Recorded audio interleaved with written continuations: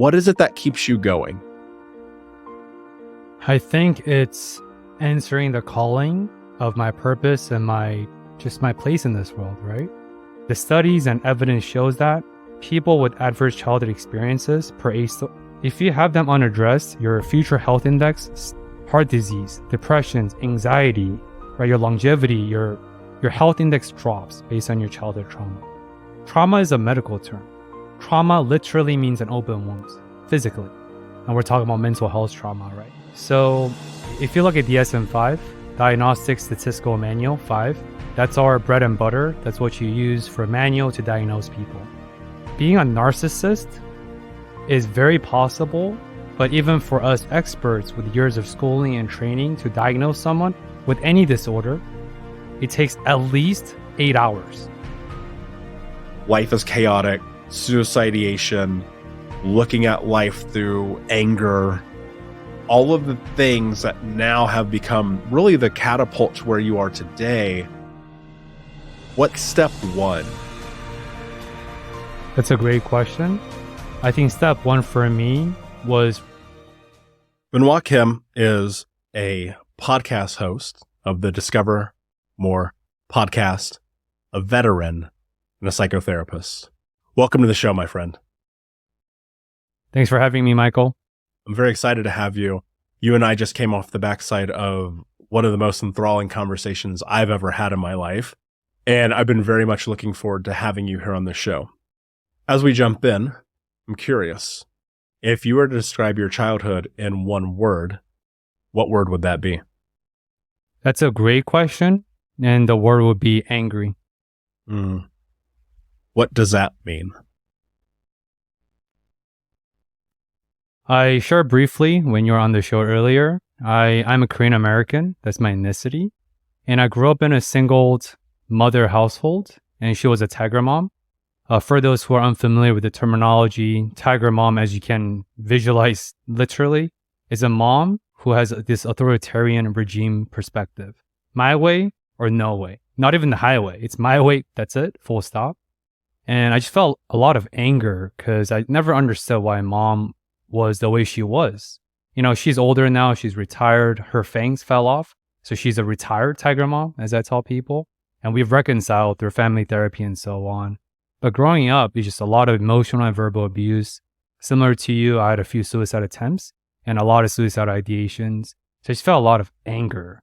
And I know we're in this era of K-rage and K-culture, K-pop, K-drama, and so on.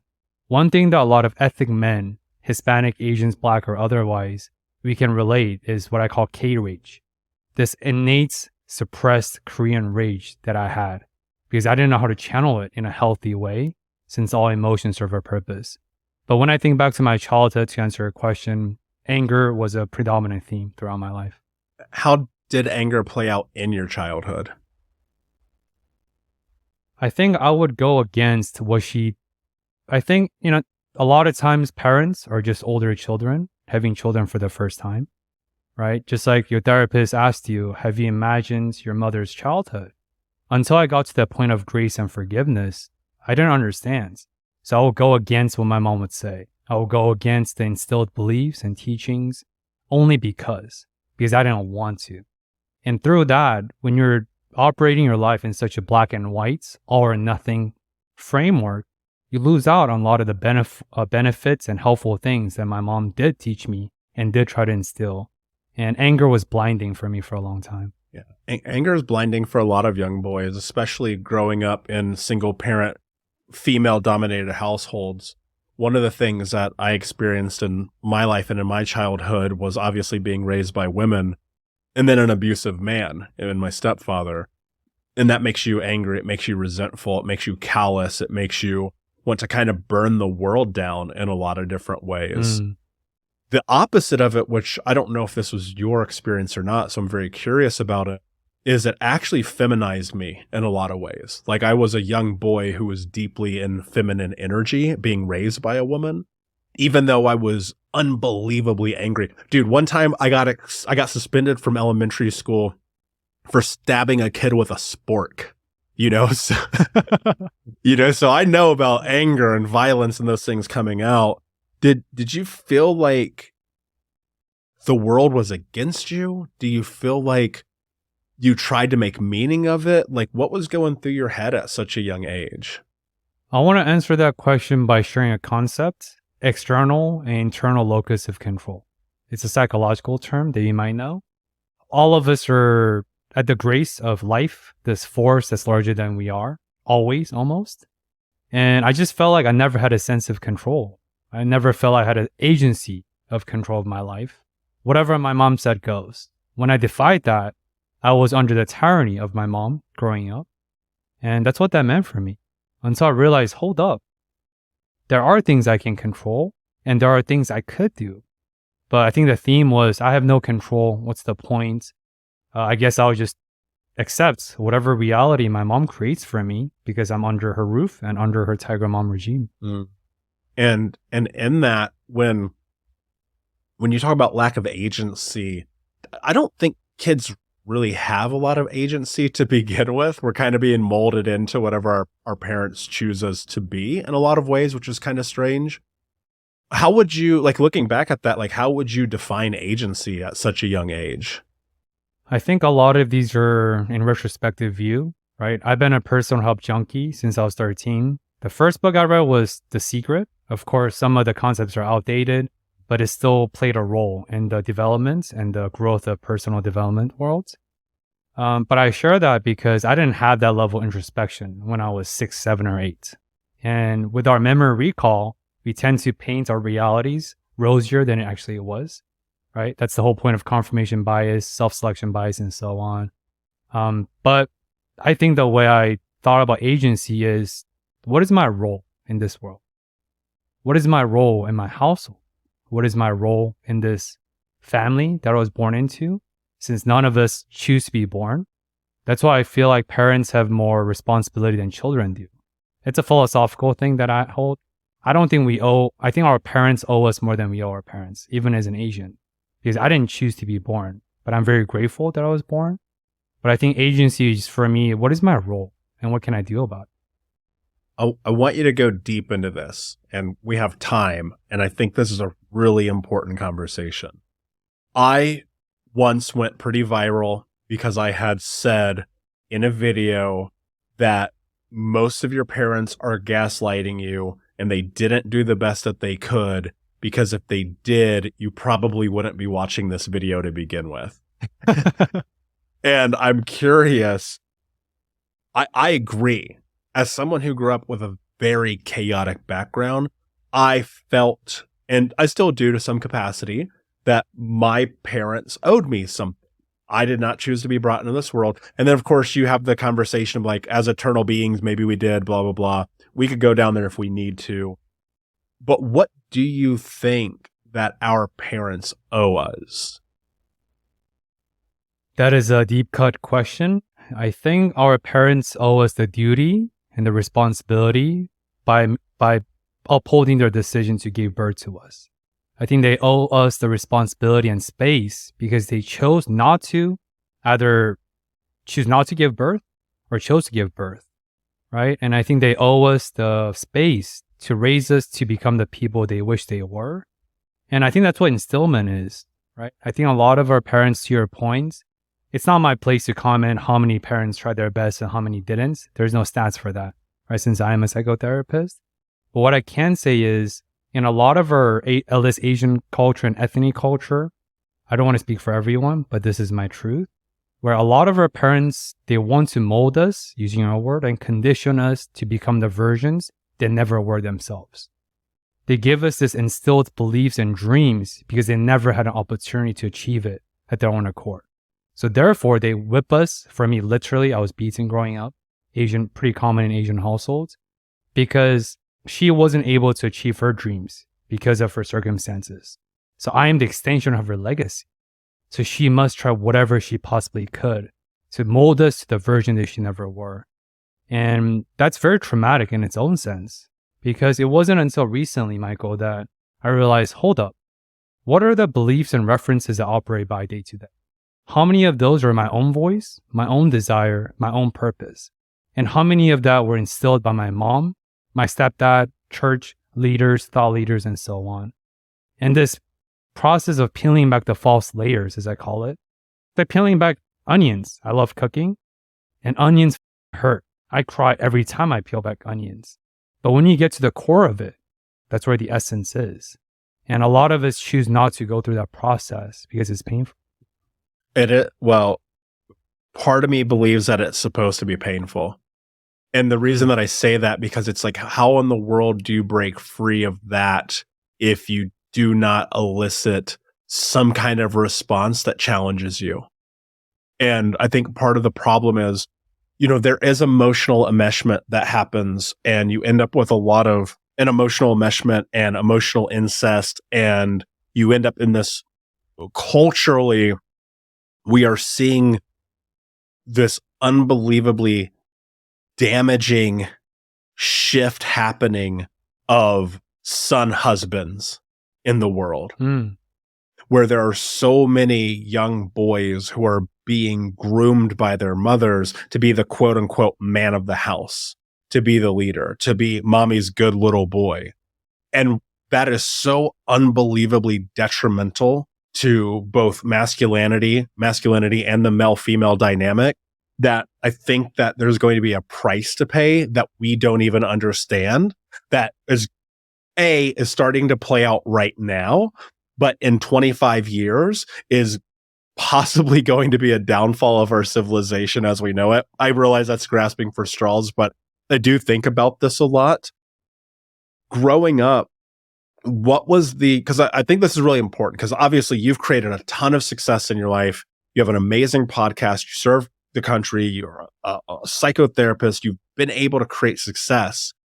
But I also believe that there is a price to success. And that price to success often begins in our childhoods. For me, I went the opposite way. I was like, I know that I will create the life that I want by being a massive contrarian, by going against the grain, by doing the complete opposite that everyone ever tells me to do. And so I'm wondering, with the expectations of a tiger mom, with these cultural expectations, with I assume, I'm guessing probably a ton of bullying, especially growing up Asian in LA. Like, what were the pressures that you put on yourself? And then what were the pressures that your mother put on you that defined who you are as a man? I think the concept that answers that is productivity dysmorphia. I work out a lot, right? You're 6'4", 230 pounds. I'm a veteran, as you said. So a lot of men, we struggle with modern body dysmorphia. Men and women alike, especially if you're a former athlete, especially so. But what we're not talking about is productivity dysmorphia. Whenever I'm in this in-between spaces of not being hyper-productive or rest, I know you give yourself the grace of gaming all day once every couple of months, right? I don't know how to deal with these in-between moments. Some of my most depressive moments are when I'm in a chill stage. When I'm just doing 40 hours a week, since I have a full-time job and a business, I don't know how to embrace chillness. I don't know how to embrace the rest. Idleness is this demonic word in American culture. But idleness just means inaction. If you think about law of thermodynamics, right? Every action has reaction. But to do that, you have the pauses and the buffering space in between. And I don't know how to do that. This is my growth edge. I could need to work through it. But going back to your question, I think that's the biggest thing my mom instilled in me, is if you're not always achieving something, which is my core identity and my core belief I'm working through being an overachiever. If you're not achieving something, you're worthless. If you're not amounting to something, then you lack. If you're not doing X, then you don't have the Y. But productivity dysmorphia is something I think a lot of men, especially like you and I, can relate to. And I'm sure a lot of the clients you coach. Yeah. What has that played in your life? Like, when you look at that, what has played out because of that? So many different things. So let me get very relevant in the present sense. I'm getting married in 2 months, a month and a half. Congrats. Right. So it's a good stress. Yeah. Not to flex because I know you're single, right? But I'm very grateful. I'm very grateful that I got to where I am through a lot of emotional training ground, a lot of heartache. But My biggest struggle with my fiance, my soon-to-be wife, is I work from a lot because I have a business, but also I work at the clinic. She's a physician, so her schedule is a lot more inflexible than mine. It's when she comes home, right, on her early shifts, which is once in a blue moon, I'm in my zone because it's easy for me to get focused. And being hyper-focused come natural to my personality trait. I have a hint of OCPD, obsessive compulsory personality disorder. It's not an OCD. A lot of high achievers like Steve Jobs have OCPD tendencies. I have that. It's from my tiger mom. When I'm in a zone and she comes home, I have to literally go through this dance. I've gotten better at it now. Do I want to stop my workflow and say hi and hug her and check in about how her day was? Or do I want to finish whatever task I'm doing and then switch my space? But in the beginning, the first 3 years, we've been together for 4.5. I couldn't do it. I would prioritize my workflow because I achieved this productivity high. I love in the flow and achieve flow state quite easily through meditation and different practices I have. And then I attended to her needs. Because the way I think about it is I made a commitment to whatever I'm working on, whatever task, whatever executions. But I forget, what about the commitments I made to my girlfriend, to my fiance, to the other people that I love? That hits home for me in such an intense way because I can point to my last relationship's demise being entirely because of what you just said. And that is something that almost 4 years later, I'm still doing the work on, where it is like, I look at that and it is a constant reminder that being an overachiever and being a productive man, and I love this. I've never heard anyone say productivity dysmorphia ever before in my life.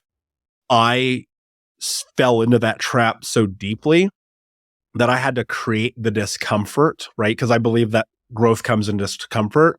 I had to create the discomfort of I'm going to game today and allow myself the space to exist in that bubble because it was so uncomfortable and it was the opposite of what I had been doing that it has actually become a lesson for me.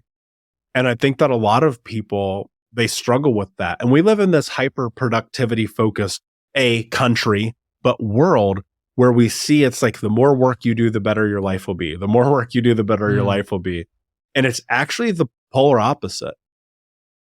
There's a fine line though, because on this one hand, it's like, I'm not a workaholic. I just have a very big dream and my ambitions are big. But on the other hand, it's like, at what point do you differentiate ambitions versus presence? And so I'm wondering, since you're in this and you're doing this and it's top of mind for you, I think this would be beneficial for people. Like, how do you differentiate those two? Like, how do you be like, oh, my fiance is home. This work is still going to be here, but this moment with her might pass? I think the answer is gratitude. I do a lot of thought exercises, just journal to myself, shower thoughts, whatever, walks. And I thought about this the other day, Michael, that gratitude can only happen in the present. When you're living in the past or striving for the future, you're physiologically and psychologically incapable of feeling this emotion that we call gratitude. And gratitude is a multitude of things. Just like depression is a multitude of symptoms, happiness is not a singular state. It's a multitude of states. Well-being, joy, grateful, and all that. And if you look at the longest longitudinal happiness study by Harvard Medical School, one of the core ingredients for longevity and well-being is not happiness, it's gratitude. But when you're constantly in the chasing, to answer your question, the presence versus achievement or ambition, when I'm striving and living on my ambition, I'm not necessarily grateful. It's always the next thing, always the next thing. I'm sure you can remember your first year of podcasting. If only I can amount to 1 million downloads a year, then if, right? I'll be happy one syndrome or destination happiness, whatever you want to call it. But now when you got that 1 million, oh, that was cool. Maybe 2 minutes of gratitude. Maybe you popped open a beer or, I don't know, lit up a joint for celebration or a game, and then you get back at it. But when you're in the presence, you're capable of receiving this gratitude. And it's the here and now, right? I don't want to use the tropes of present is the present keeps on giving. But I think gratitude is the answer. And that's the differentiator for me between ambition and present. Yeah, that's a really great point. And that kind of ties back into assessing what your beliefs are.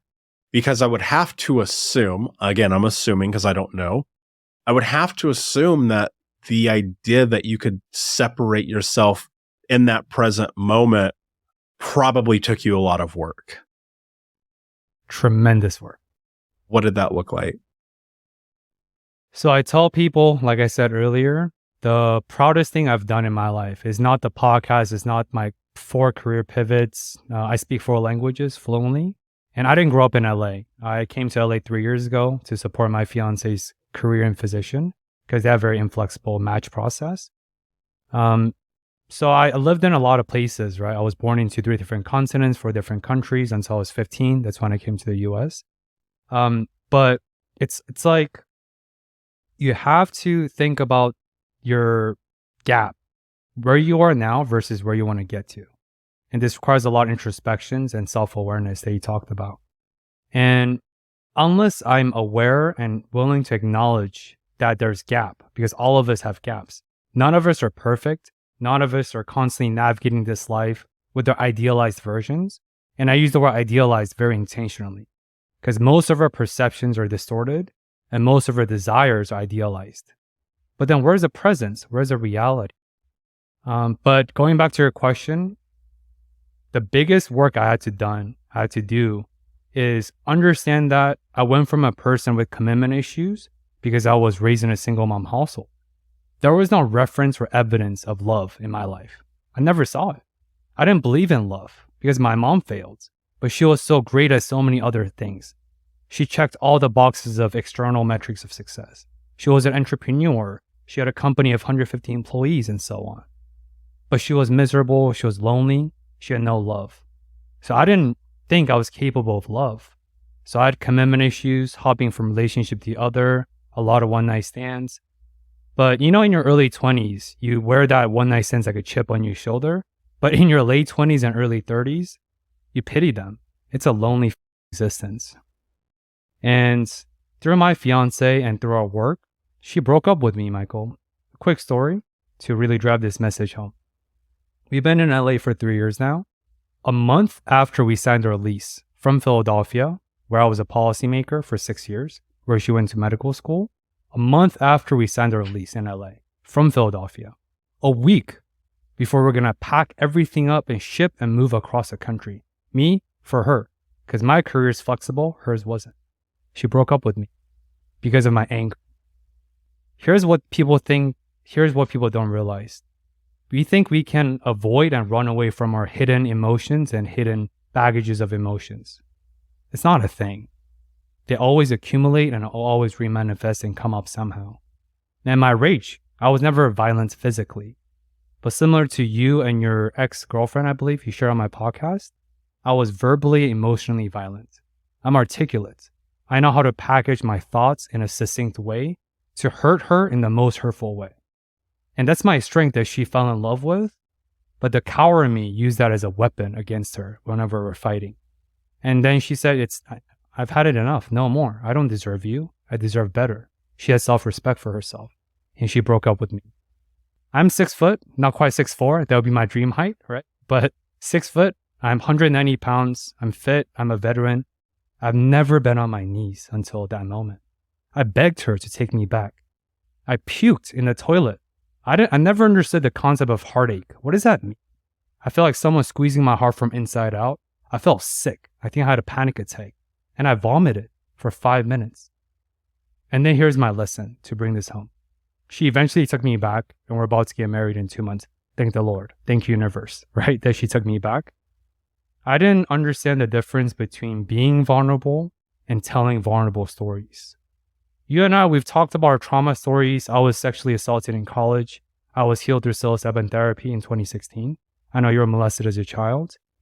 We were able to tell these stories that were part of us and our authentic experiences. And we were vulnerable in those moments. But we've done the work. And we can tell these stories without being triggered. But then she taught me that, Benoit, you're so good at telling vulnerable stories. You're so articulate. But have you ever been vulnerable in real life. And not until I begged her on my knees, puked, crying my heart out to beg her to take me back. Because you don't realize what you lose until you lose it. She said, Benoit, for the first time in our 2 years of dating, that you are vulnerable in real life. And that's the reason why she took me back. But that's the work I had to do. First, thank you for sharing that. That even got me a little emotional hearing you say that, because it is so it is so apropos to the experience for so many boys who grow up like us, where we have learned that through just the experience of the suffering and pain, that love is not meant for us, that it's a lie, that it's make-believe, and our own vulnerability is something that we don't use because of fear. And what I think is really interesting, you talk about one night stands feeling like loneliness. And if I rewind my journey, there's a lot of that. I won't get into details. I don't think it's necessary. But I look at my life now and I cannot imagine putting myself through the emotional distress of that. But it's just like any addiction. We chase these things to fill, you talked about the gap, to fill the gap in us. More money, more women, more clothes, more cars, more money, more women, and so on and so forth. And if you're really truly paying attention, you come to realize like those things do not fulfill you. What is so difficult about that is it requires internal vulnerability. It requires you coming to truth with yourself and acknowledging the reality that you've created. And in that moment, I'm really happy that you had that moment, because only through breakdowns do we have breakthroughs.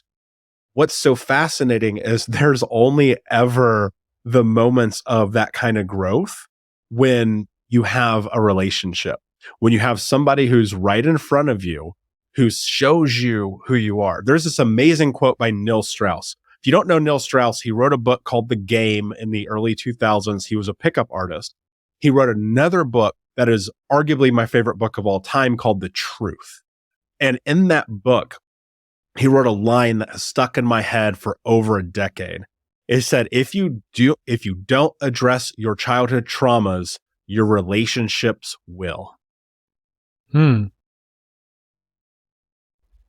Yeah, hurt people, it's a trope, right? But I think the way I think about what you just said is if you have an open wound, because some people, maybe not your audience, but certain people have stigma about what trauma means. Trauma is a medical term. Trauma literally means an open wound, physically. And we're talking about mental health trauma, right? Same concept. So think about it visually. You have an open cut on your wrist or on your hands, on your arm, whatever. And let's say you don't heal it, you don't address it, you don't attend to the wounds. You're walking around shaking hands, hugging people, because we're Americans, that's what we do. You're splashing and bleeding all over everyone you touch. That's why if you don't heal, you will bleed over everyone you touch, and you'll destroy everything. And I learned that through the breakup. The catalyzing moment that, I suck at relationships.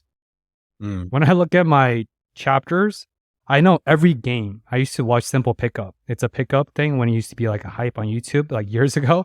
I used to watch people like wearing Batman suit and pickup videos. I'm embarrassed that we have that in common. I was a member too. I had access to Archived for like I think 2 years until I lost my login information. We might edit this out of the podcast. But I realized that I could game my way to first date, second date, third date, and get laid. But I never could game until this healthy, sustainable stage of emotionality, openness, intimacy. Men are not afraid of intimacy. That's agreed. Men, we crave and we need and we love intimacy. It's a biological attachment needs that we all have. But I didn't know how.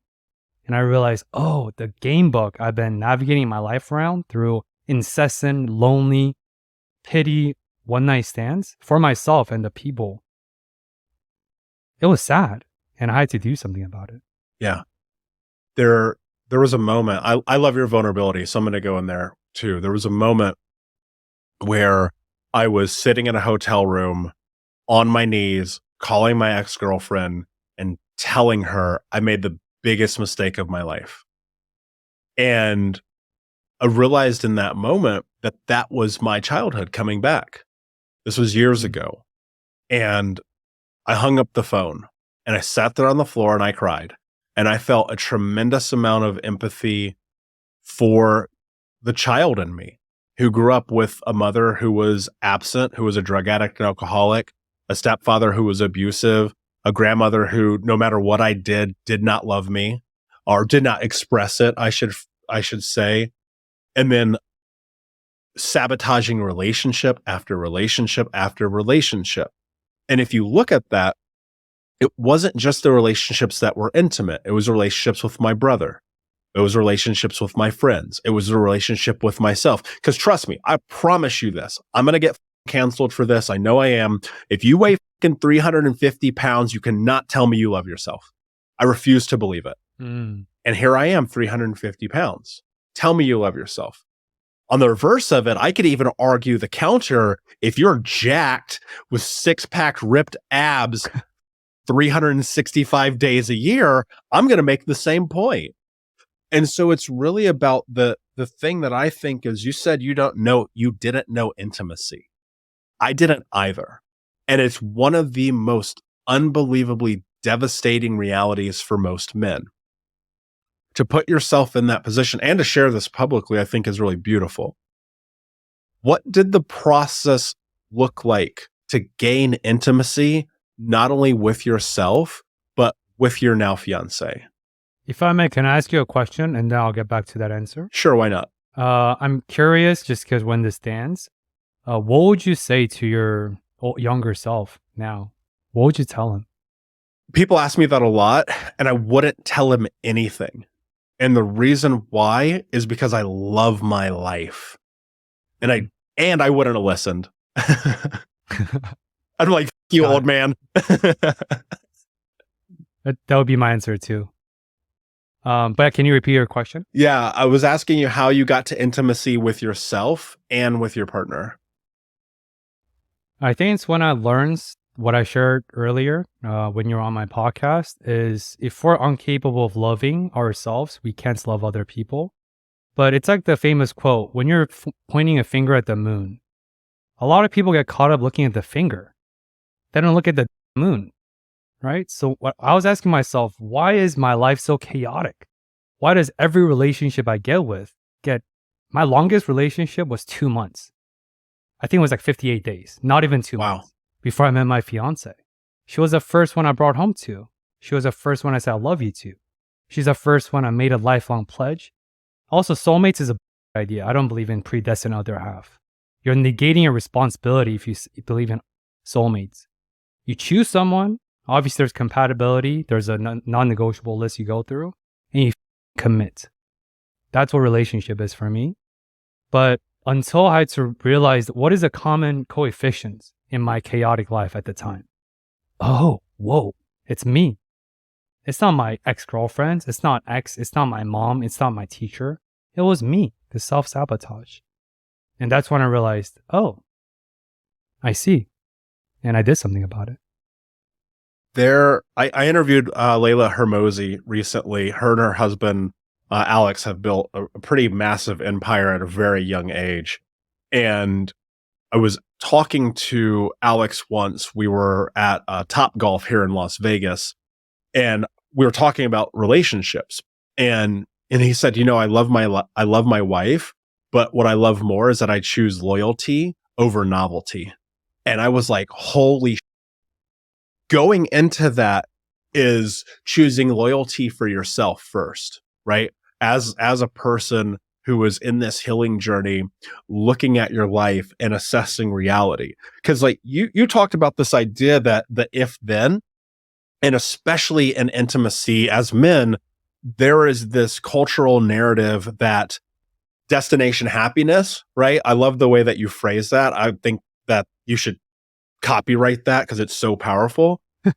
I mean that. And I think what happens is people are like, okay, if I have sex with 100 women, 200, 300, the biggest car, the nicest house, the most money, the most ripped, or from women's perspective, if I get because of hypergamy being a thing, they're like, if I get the best class of man and I have all these kids and the perfect life and I'm the best wife ever, then I will be happy.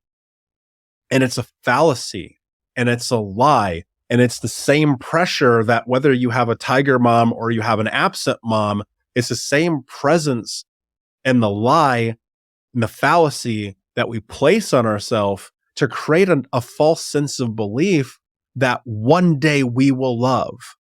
Like, really, this all comes down to love and safety. And it's like you're lying to yourself. But in this, you mentioned something that I want to go back into because I know the trajectory, having lived it myself, that it takes to be able to even have this conversation. But you don't go from being suicidal to that. And so right now we live in a time where suicide is the number one cause of death for guys our age. Unequivocally, is statistical, and especially veterans. And thank you for your service. I don't say that in passing. I mean it. Many people know my greatest dream as a kid was to be a Marine Corps scout sniper. I come from a military family. My brother was in the military, uncle in the Navy, cousins in the Air Force. We were from the hood. It's like, go to the military or work at McDonald's, And veteran suicides, while the number statistically is 22 men a day, 22 veterans take their life a day, I would argue it's actually much, much higher. Talk to me and talk through that journey. How do you go from suicide attempts and suicidal ideation? We're going to close a big gap here. How do you go from that to psychotherapist? Oh boy, how much time do we have? We got time. So this is part of your thesis, right? Incremental progress. That's it. Incremental progress. And I mean, our conversation echoes a lot of what we just did earlier. But the thing is, you have to first accept where you're at and the reality you navigate by. So when I was first starting off from suicidality, in addition to I had a near-death deployment, that was a true catalyst for my pivot. That's why I left my policymaking career. I was the youngest policymaker at age 26 in my agency's 100-year career because I went to school at Penn, I had X, Y, and Z. But I left that after the near-death deployment because so the term is ontological shock or reality-breaking moments. Ontology is the study of reality and observations around. So ontological shock is the mechanism for PTSD, right? People come back, and I promise I'll close the loop. When people come back from a warfare, you're going from civilian to a soldier. You're literally taught to kill people or be killed. But then most veterans, and I agree with you, a lot of homelessness or a lot of veterans who are homeless are now accounted for that suicide death. I know that is a fact, especially in LA. Most people come back. They're unable to reintegrate into society as a functioning member because the government and the military taught that to survive, you have to kill. People are taught to honor and navigate with anger and aggression. So when they come back, their reality breaks, or clinically we call ontological shock. And people who can't heal from that has PTSD. So for me, the near-death deployment was to North Korea. I don't know if you remember the measuring contest, excuse my French, between Trump and Kim Jong-un in 2017. I have a red button. No, I have a bigger red button. My unit was the unit that were summoned to go to the North and South Korean border. And I was, 24 at the time? And the difference is, wait, but Benoit, you say you almost killed yourself. You had suicidal ideations. That's a choice. I made a choice of having a thought to kill myself versus this deployment because it was very high stake, high fatality rate, according to the general that told us. That wasn't a choice. That wasn't part of my 3 to 5 year plan. I was supposed to graduate from Penn, which I never did because of deployments. I was supposed to do this, do that, be a diplomat because I speak 4 languages and I'm multicultural. The deployment shattered everything, right? But going back to your question, how did I get from the place of no self-worth, low self-esteem, self-hatred, self-anger to here helping people as my job? Incremental progress. I started to see more hope by incrementally of seeing, oh, wait, when I stand up for myself against my mom, and when I have evidence and rationality behind my defiance, wait, my mom actually respects that because she's a business owner. She respects people who stand up for themselves. Oh, so that's what I could do. And based on that, I'm able to do one more thing, two more thing, three more thing. And you flash forward 17 years, that's how I was able to move through the post-traumatic growth. I was able to navigate beyond the ontological shock or reality-shattering moments of my mom, my suicidality, ideations, and ultimately now being as a profession. One of the things that I thought about is you went from anger being the framework for childhood to anger being the framework for adulthood. And it's like you are just trapped in that. And my heart goes out to you because that is such a dark place to be. When anger is the modality, it's often like a secondary response because of fear. And that response that fear has that leads to anger is actually the root of the lack of safety.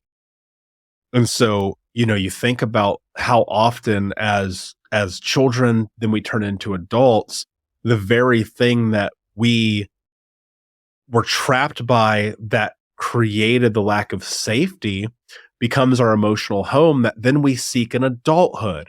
It's like if you really step back and you look at it, you go, that's crazy. Why would you join the military, right? Or people are like, that's crazy. Why would you go and put yourself in debt, right? All of these things, like in my scenario. And it's not until you said something, man, you're just dropping bombs today. I love this. Rationality and defiance is such a beautiful way to phrase boundaries. It's such a beautiful way to phrase standing up for your mother. But I also think it's a really powerful way to look at your life. Can you be rationally defiant of your own life to go and create the thing that you want? And I think that's such a scary thought for people. We are so emotional. We're so driven by anger. We're so driven by lack. We're so driven by the idea of whatever has been implanted and embedded in our head from childhood. And yet, you're kind of just a singular decision away from things being different. As a psychotherapist, you know this as well as I do as a coach.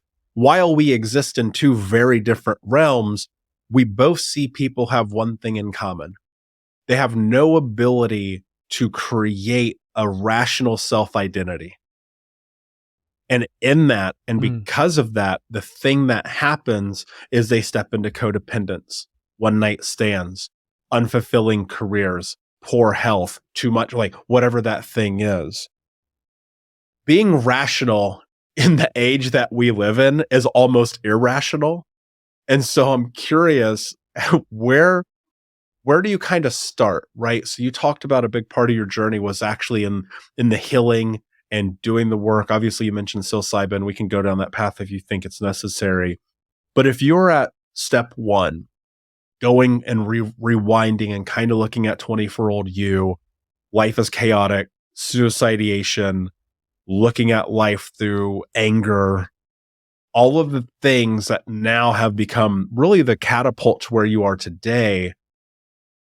What's step one?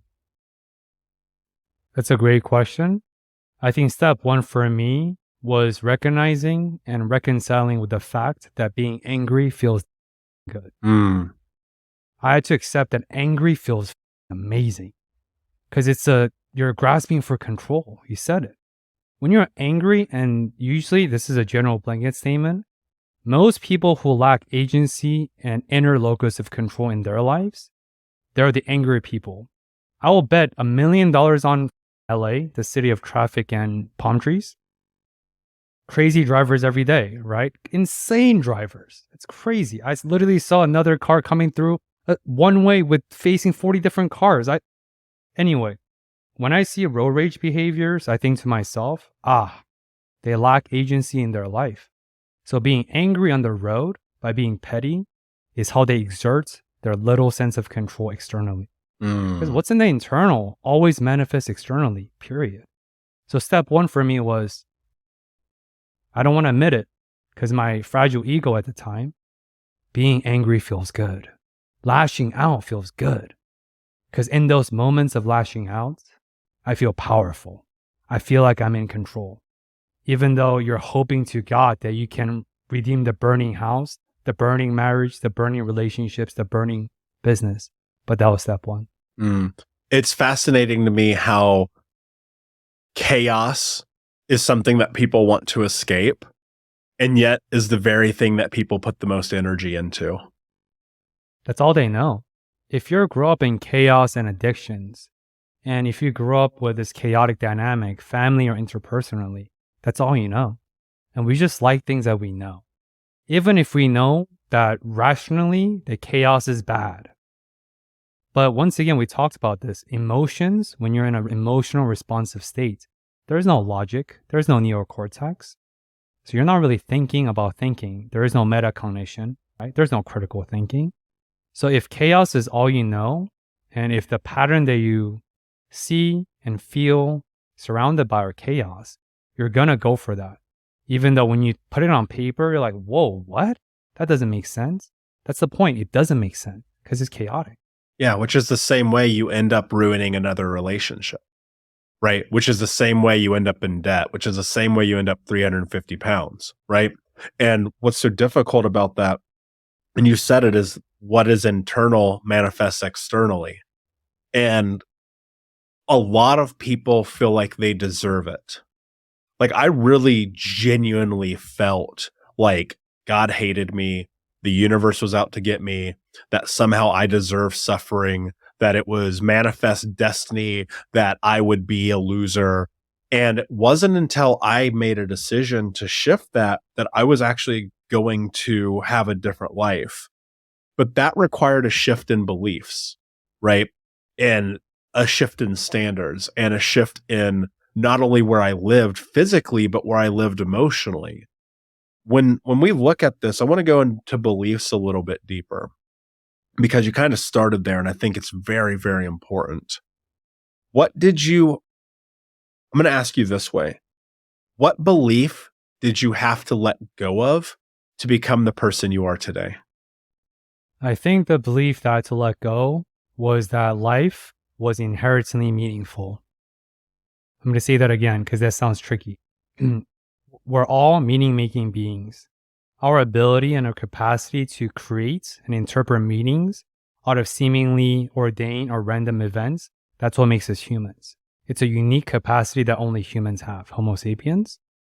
So I had to let go of the fact that, wait, life is inherently meaningless. Just like your thesis, we're not, Jack, life is not supposed to be fair. No one ever said life is fair. It's not. So, because growing up as a Christian, I still am, but I think my current faith is more vetted. It's been stress tested by life. And I choose to believe versus before it was instilled. It's very different. That's why most Christians or religious folks, once they leave their home, turn 18, go to college, they let go of their religion because their childhood faith cannot withstand the test of life. And they don't survive stress testing. I stress tested mine. It's a conscientious decision. But going back to your question, I used to believe that life had inherited meaning because we're born. I do believe that life is inherently sacred, but I have a very open perspective on suicide with my clients and my patients, especially as a veteran. Suicide has a very close place in my heart. I lost 3 best friends to suicide during the pandemic. They're white folks, and it's sad. I lost a lot of my battles to suicide as well. But at the same time, like, it's not my place to impose my philosophy that life has inherited meaning and life is sacred. Who am I to impose my perspective on your life? I don't know what you go through day to day. Maybe for you, suicide is the way. I know that sounds very extreme, but I truly believe that. It's not my place. But for me, I realized, hold up. If life is inherently meaningless, what does that mean for me? For me personally and philosophically, I get to create and fill in the gap of meaninglessness with the meaning that I feel joy, that I feel purposeful, that I feel intentional about. And that's what I'm doing. And that's what healing for me is.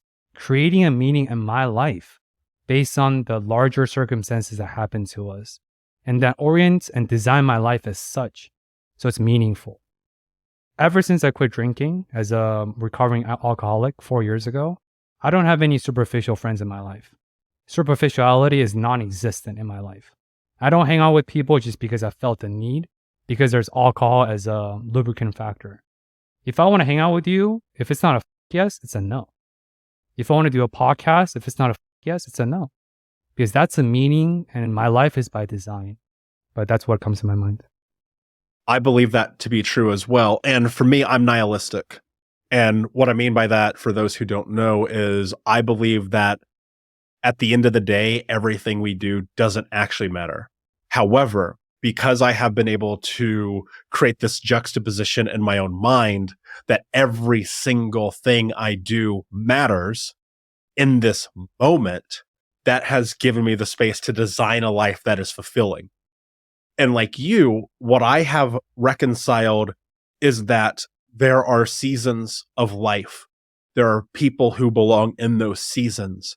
And when you recognize that you control the weather, you'll understand that every single season is going to be what you choose it to be. And what's so difficult about that is that you have to let go of the fear that you're allowed to control your life. If you grow up in chaos, if you grow up with a tiger mom, if you grow up in a society that tells you who you should be, the idea of becoming you is so foreign that you will fight it tooth and nail. There's a part of you and me as human beings that is so inherent to have our needs met, to have community and contribution and love and connection, and to know that what we're doing matters. And yet, you have to recognize that you've been brainwashed to believe that there is a framework for that existence being able to take place. The truth is that you have to brainwash yourself to understand that you deserve it because you exist. However, this is the hard part that people don't rationalize. You talked about being a rational thinker and being rational in this life. People think that just because they exist, that they deserve everything that everyone else has. That's not what I'm saying here. What I'm saying is you deserve love. You deserve community. You deserve human connection. You deserve growth. You deserve basically the 6 human needs tied in with Maslow's hierarchy of needs. You deserve those because you are, but you don't get an inch more than that. Every single bit beyond that is something that you have to go and take, that you have to go and build. You want a relationship when you're on the ground, vomiting, crying, begging, that is fulfilling, that leads to an engagement and the future that you want to create. You better go earn it. And I think that's what's so hard in this conversation. When I sit across from a guy like you and I go, he's got the credentials. He's a psychotherapist. He served the country. He speaks 4 languages. He's this unbelievably intelligent person. I go, whenever I'm across from someone that I feel like I mirror in terms of intelligence, my first thought is he's a train wreck. Because the smartest people in the world, are the most difficult people in the world with themselves, with others, because we know, like, I don't know if this is true. I'm going to close the loop on a very long statement here. But I believe that the people who are the most self-aware struggle the most in this healing journey. Does that hit home for you in any capacity? Yes, because when you're self-aware, the tool of self-deception is no more. Self-deception is this ability that all humans wield. Cognitive dissonance, right? Dissonance is our ability to uphold seemingly conflicting ideas at the same time. Or we can call it flexible ethics, whatever language you want to use.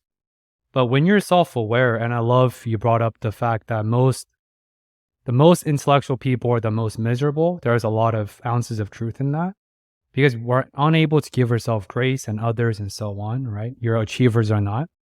But we struggle in this healing journey, and the keyword is a journey. And the journey implies process. Process means there's room for growth. And detouring, right? Going backwards, backtracking, that's all part of the process. It's a dance. Like life is non-linear, full stop. Because I'm self-aware, I can't lie to myself. When I review the archive of my behaviors and patterns, because words are cheap, but behavior patterns do not lie. Even sociopathic individuals, because I'm a forensic psychotherapist, I work with sociopathic individuals. I work with murderers. I don't talk about that because people don't understand. What? You work with criminals? Just like people are like, oh, homelessness are just lazy people who are immoral. You'd be shocked if you hear some of my patients and what they did before they got homeless. I promise you, it's not a willpower or moral issues. It's not. But I bring that in because when you're self-aware and when you review and constantly self-evaluate, you and I, we both do this, there's not a lot of blind spots. The ignorance of bliss is not an option for us.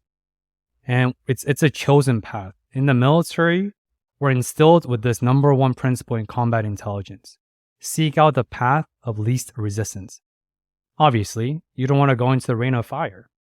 But in life, I think the opposite is true. You want to seek out the path of high resistance because there's opportunity. But that's why I think self-aware individuals are difficult or experience increased difficulty in healing. But the trade-off is profound because if you can confront and move past that, the benefits and the healing that's also equally profound on the other side, that less self-aware people don't get to experience. I want to walk down a path that I think is interesting, that we don't have to go down, but I have to for the context of thought and a thought experiment. I, for the longest time, thought I was a sociopath. Now, what do I mean by that? It was literally beaten out of me to be an emotional human being. The more that I was emotional, the more that I was myself, the more that I sought after my wants, needs, and interests and boundaries being met, the more pain I endured. And I was one of those guys growing up that not only did I play sports, but I had this super abusive stepfather who would say, if you cry, I'll hit you harder. And so I literally learned how to turn off. And for 15 years, I didn't shed a tear. And I witnessed the death of my mother, my grandmother, my 3 childhood best friends got murdered. A friend committed suicide, going through massive debt, breakup, the whole body change that I went through, not a tear.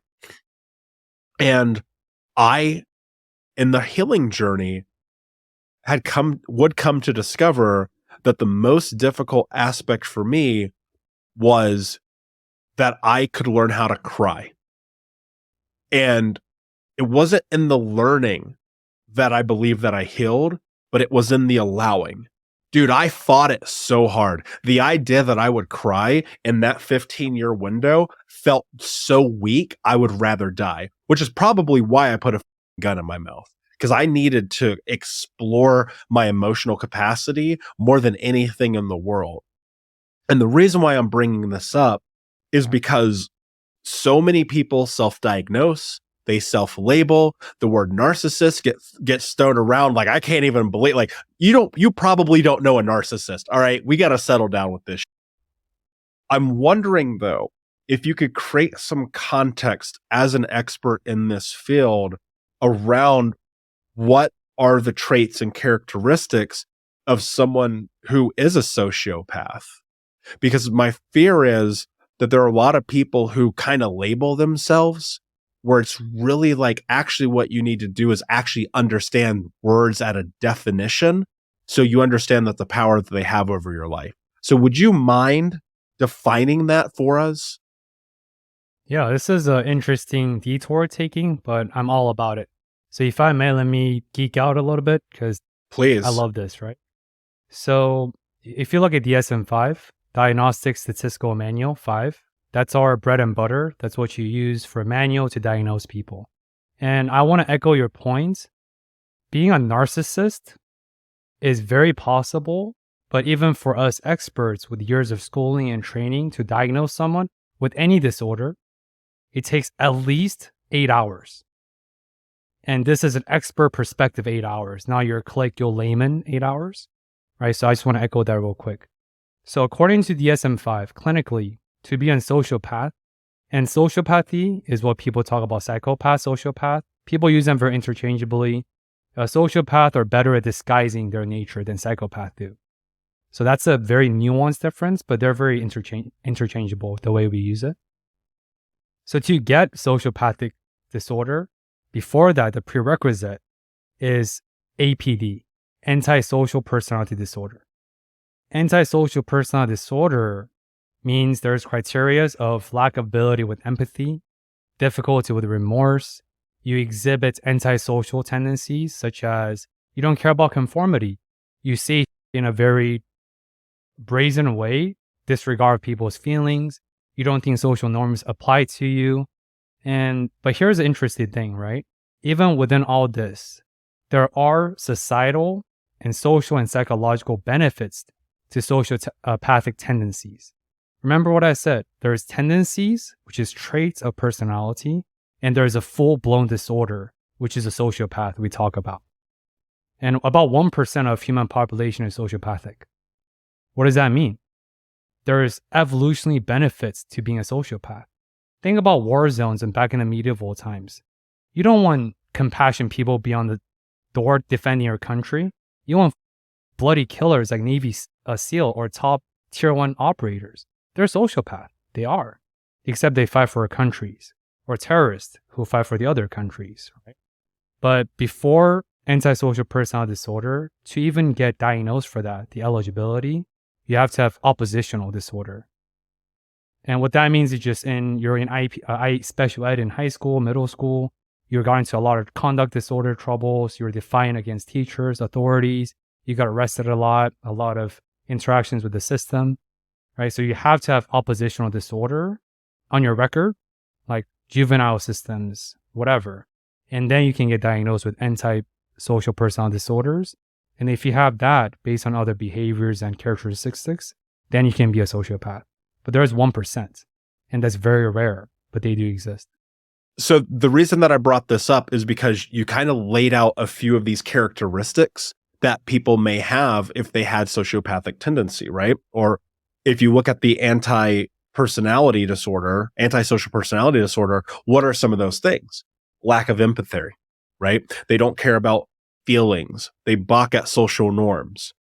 And you look at this as the human experience that people like us go through, as I'm labeling you and I, because we're in the context of this conversation.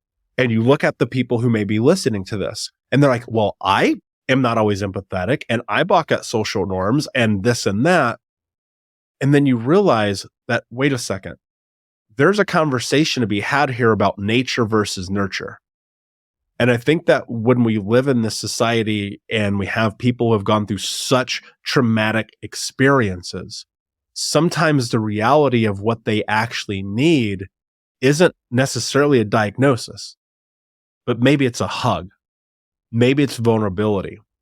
Maybe it's the willingness to sit across from someone and pour their heart out. And when I think about guys like you and I, we probably check a lot of those boxes. I'm not even saying I'm not sociopathic. I probably am. I'm going to call it what it is. But what I do believe in my heart, and what I know to be more true than anything, is that when I connected to other human beings, a big part of this is being antisocial. And I really want to go into this. I felt like I was undeserving. I felt like I didn't matter. I felt like my feelings weren't valid. And I felt like unless I performed, I would never get love. And when you reverse that, we talked about this rational thinking. When you have rationality and defiance of this idealization of the person you think you are, and you go and seek your needs being met, it's unbelievable the transformation that you would have. Would you agree with that? Yes, and to even drive this deeper, sociopathic tendency by nature is not good or bad. It's not. Just like anger, independent of actions, is not good or bad.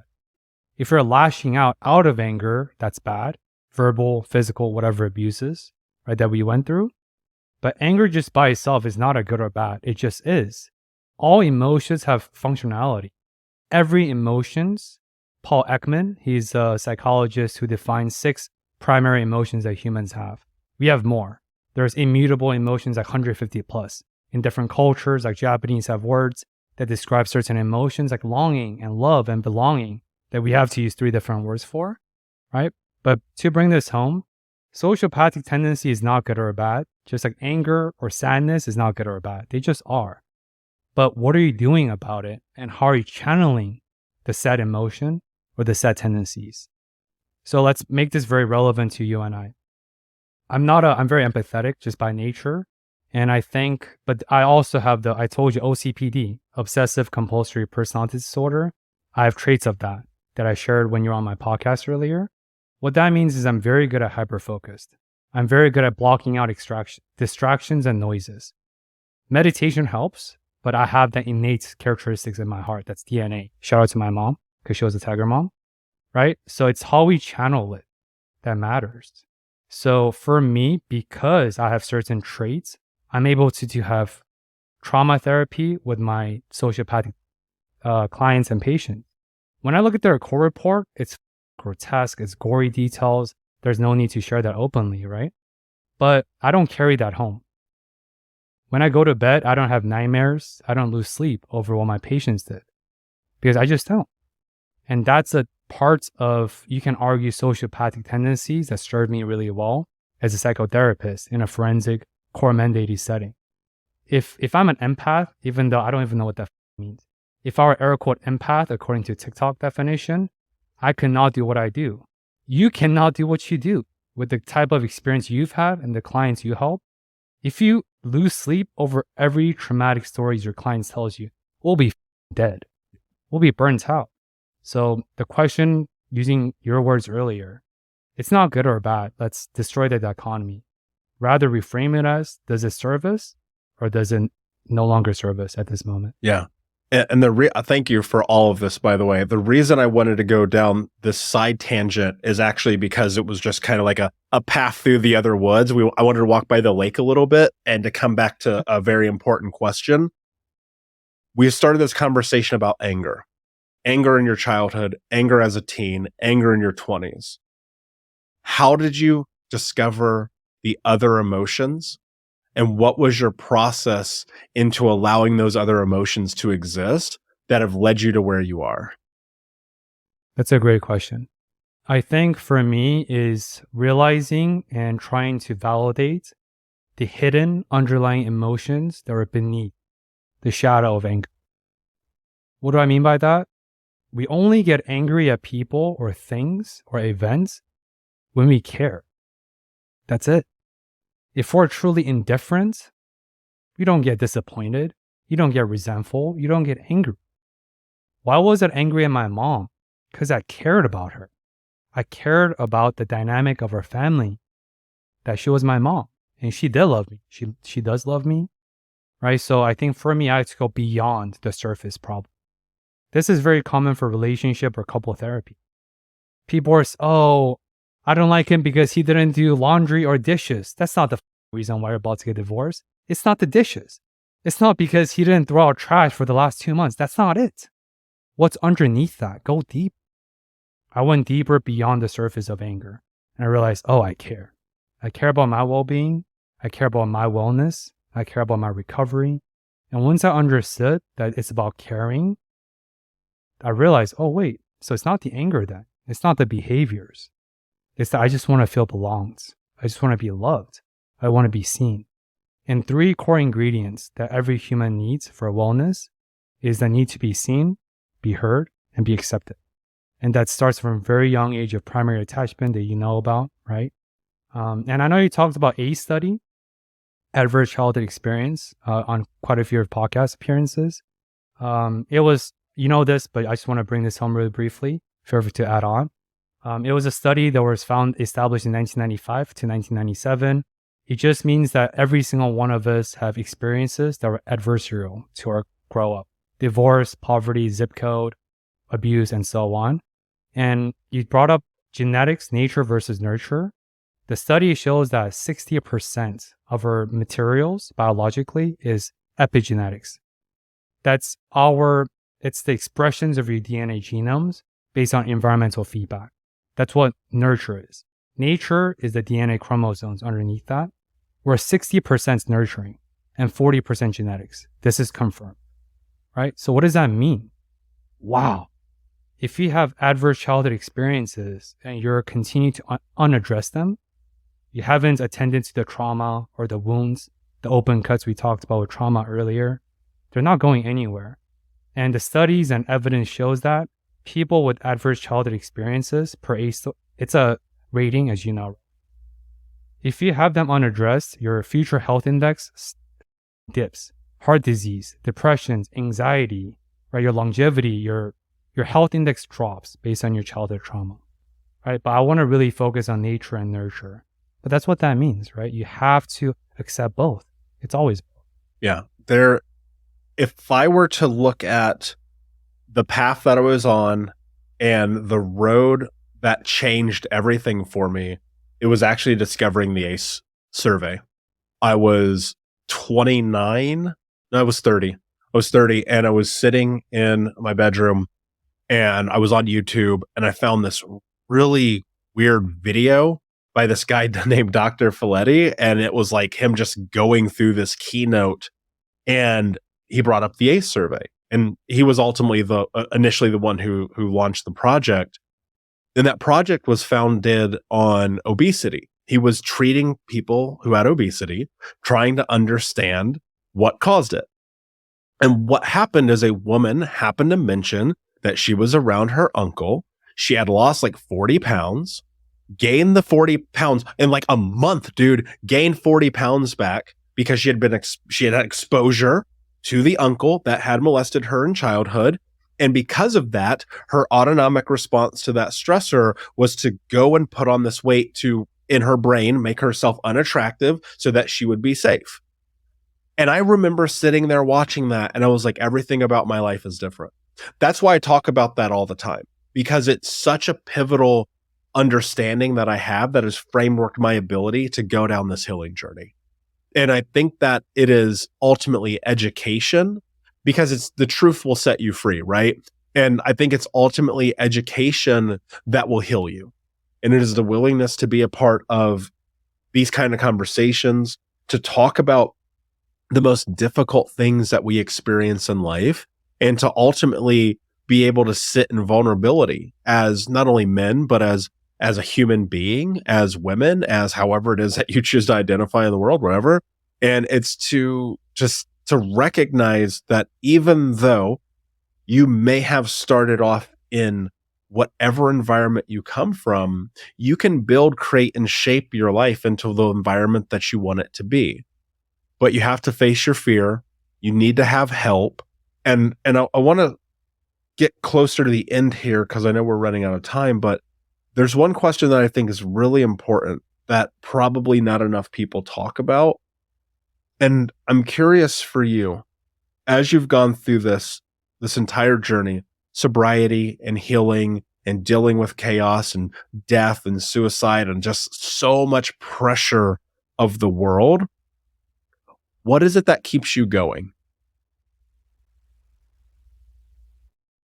I think it's answering the calling of my purpose and my place in this world, right? We talked about that a lot of us think about carrying the burden of trauma and suffering. That is true. But what is equally true is carrying the burden of our calling. I'm the same way. I think we have very similar hardwares, and I think you approach your coaching similar to how I approach therapy, with of course different nuances and techniques. I say that because I realized, for example, some of my friends from college, right, since we're in different places, different chapters in life, and I'm only 30.